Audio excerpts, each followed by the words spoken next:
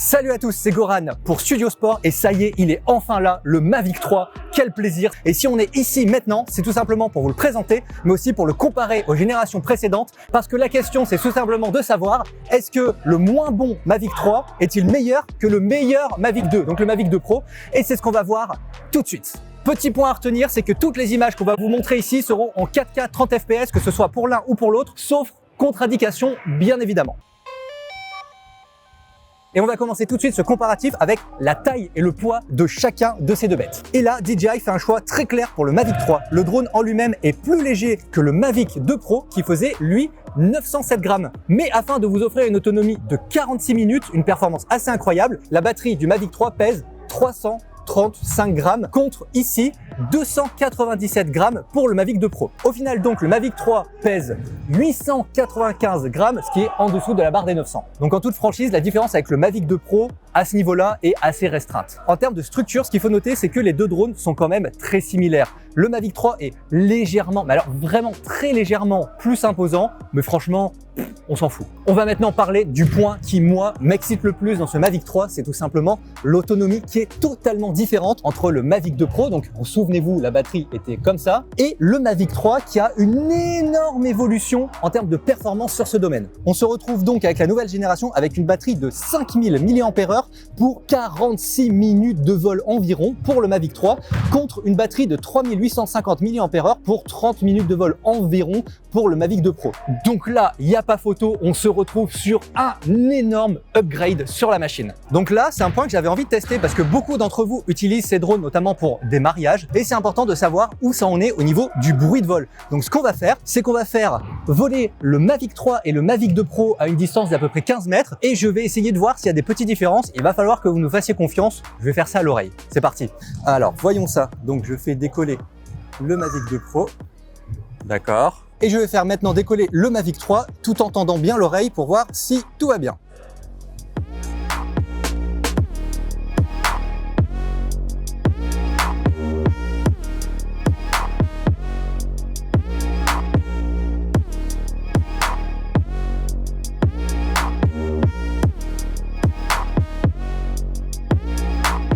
Donc moi, ce que je sors de cette expérience, je vais aller les récupérer, c'est que j'ai le sentiment que le décollage est un peu plus bruyant pour le Mavic 3, mais par contre, en vol, en stationnaire et en faisant des petits déplacements, et ben là, on se retrouve face à un bruit qui semble au moins pareil, peut-être un peu moins fort que le Mavic 2 Pro. Et ça, c'est toujours bon à prendre. Alors ça va être très difficile de vous montrer ça ici, mais en termes de distance de transmission, rappelez-vous, sur le Mavic 2 Pro, on pouvait aller jusqu'à 5 km avec le système qui était donc du coup dans la machine, alors que sur le Mavic 3, on bénéficie d'une portée améliorée pouvant aller jusqu'à 8 km. Encore une fois, toujours bon à prendre. Et pour ça, on peut donc remercier OcuSync 3+, qui vient donc enterrer OcuSync 2.0. Ce qui marque également, c'est la partie transmission, puisque grâce au Mavic 3, on va pouvoir recevoir un flux en 1080p, 60 ou 30 fps, alors que sur le Mavic 2 Pro, on était limité à du 720p en 30 fps ou du 1080p en 30 fps. Au niveau de la nacelle, là, on n'a rien à dire. La stabilisation égale largement ce qui se faisait sur le Mavic 2 Pro, donc sur cette nouvelle génération. Le petit upgrade, c'est que désormais, quand vous allez éteindre votre drone, la nacelle va se bloquer toute seule. Rappelez-vous, sur le Mavic 2 Pro, à chaque fois que vous l'éteignez, la nacelle, elle était branque-ballante, elle était morte, elle était décédée. Maintenant, vous n'aurez plus ce problème quand vous vous déplacez. Au niveau de la détection d'obstacles, avec l'APAS 5.0 et l'arrivée des capteurs d'obstacles multidirectionnels, on se retrouve face à quelque chose de très sécurité qui va faciliter vos sessions de vol et qui va sécuriser votre return to home. Encore une fois, bravo à DJI. Ça, c'est une très belle évolution qui fait plaisir et qui va être pérenne dans le temps. Donc là, on a fait le point sur la fiche technique de ce drone, sur l'autonomie, sur les capteurs, tout ça. Mais finalement, nous, ce qui nous intéresse, c'est la vidéo. Qu'en est-il de la vidéo ?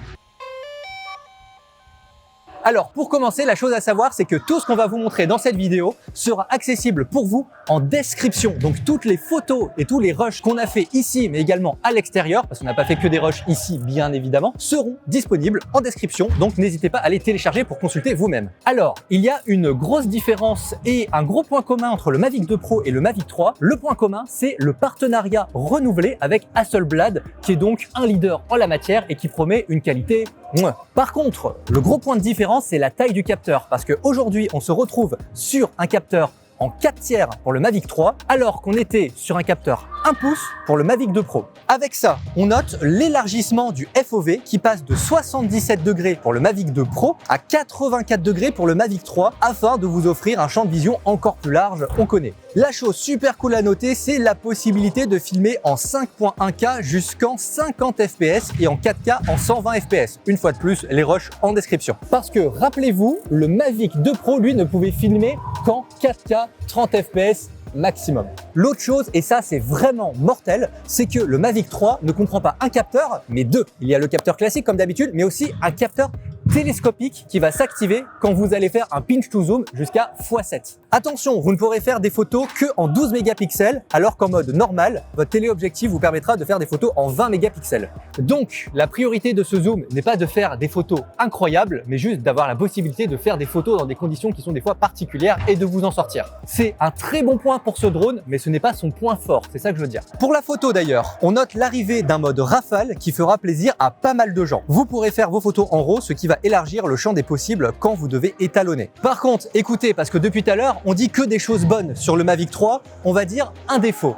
Un de ces défauts, c'est qu'en mode automatique, la plage des ISO qui va être sélectionnée par votre drone est réduite sur le Mavic 3 par rapport au Mavic 2 Pro. En effet, pour le Mavic 3, la plage ISO sélectionnée ira de 100 ISO à 6400, mais le Mavic 2 Pro, il faisait mieux. Il allait jusqu'à 12800. Et c'est peut-être là la seule faiblesse, on va dire le seul inconvénient du Mavic 3 face au 2 plutôt. Mais bon, en réalité, qui a envie, pour de vrai, de faire des rushs à 12800 ISO et même à 6400? C'est quand même pas très classe. Par contre, là où vous allez pouvoir trouver de la compensation, c'est que le drone a une ouverture focale variable. Et ça, c'était exclusif sur le Mavic 2 Pro pour la gamme précédente. Donc, le Mavic 3 va pouvoir compenser cette faiblesse. Pas mal! Donc, pour les deux drones, on se retrouve face à une ouverture variable f2.8 jusqu'à f11. Et ça, vraiment, ça fait super plaisir. Mais là, je pinaille. Peut-être que le mieux, finalement, c'est de vous montrer des exemples. C'est parti!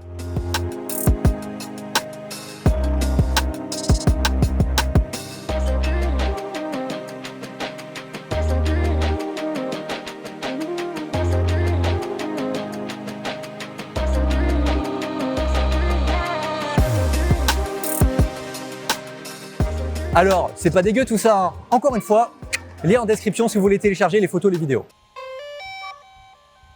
Écoutez, j'ai l'impression qu'on commence à faire le tour de tout ça, mais il y a une chose très importante qu'on n'a pas vue, c'est les fonctions. Au niveau des nouveautés, le Wi-Fi 6 Quick Transfer fait enfin son arrivée afin que vous puissiez envoyer vos rushs de votre drone vers votre smartphone. Comptez également sur Mastershot au rang des ajouts qui vous permettra d'obtenir un petit montage cool avec une musique dynamique fait automatiquement. Le mode panorama évolue et vous pourrez maintenant créer de magnifiques panoramas jusqu'à 100 mégapixels. Même chose pour Active Track qui revient encore plus fort dans sa version 5.0. Par contre, au niveau des absents, le mode débutant, il est mort, il est RIP, il n'est plus des nôtres, dommage. Le mode optique qui permettait de faire de la détection d'obstacles uniquement à partir de la caméra quand le GPS n'est pas dispo. Rien de grave cependant, parce qu'avec O3+ et l'arrivée de DJI Dongle, le mode opti, il sera juste plus nécessaire. Et au niveau des habitués, Waypoint 2.0, l'hyperlapse, le mode ATI, ils sont de retour et ça fait plaisir une fois de plus. Je le dis beaucoup, je sais. Cependant, il est à noter que certains de ces modes n'arriveront pas avant janvier. Donc même si vous recevez votre drone avant,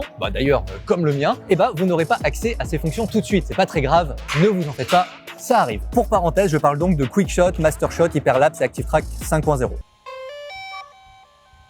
Mais alors, c'est quoi mon avis? C'est quoi la réponse à quel est le meilleur drone entre le Mavic 2 Pro et le Mavic 3? Quel est le meilleur drone entre le meilleur Mavic 2 et le pire Mavic 3? Ma réponse, c'est que je suis très satisfait des résultats du Mavic 3. La stratégie de DJI, et c'est normal, a été de faire une évolution très positive.